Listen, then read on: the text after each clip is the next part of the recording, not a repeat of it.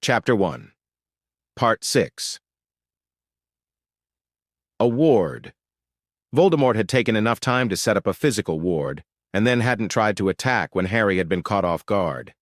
He looked around closely and tried to stretch out with his senses in an attempt to sense the area around him for any Death Eaters waiting to spring forward and trap him. Harry frowned. Something was very wrong with this picture.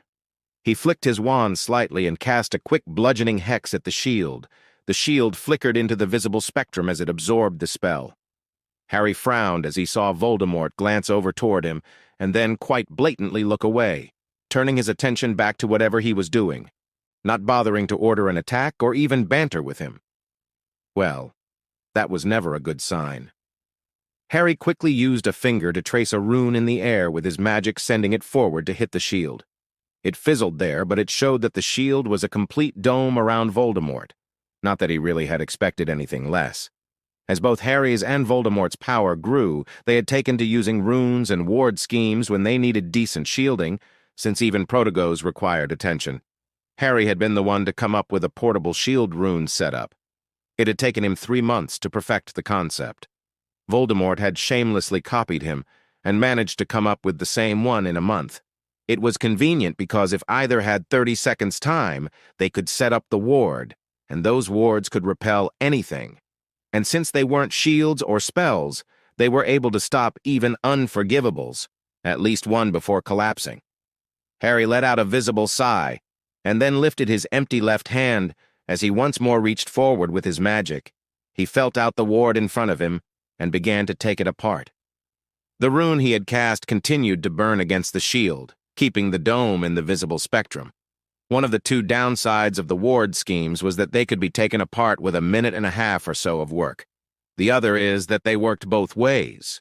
Spells couldn't go in, but they couldn't get out either.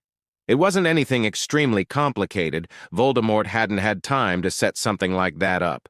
It was nothing like the wards that had once guarded Gringotts or Hogwarts. Those wards took a long time to set up and could take weeks or more for a single person to unravel. Clearly, it was just supposed to delay Harry long enough for Voldemort to complete whatever he was doing. Harry moved his fingers unconsciously as he worked at unraveling the strings of magic that held the ward together. Years of experience now with breaking through wards made it a relatively simple task, just slightly time-consuming by necessity. The movements of his fingers were wholly unnecessary, but something he did more out of habit than anything. His wand was held in his hand at his side, forgotten for the moment.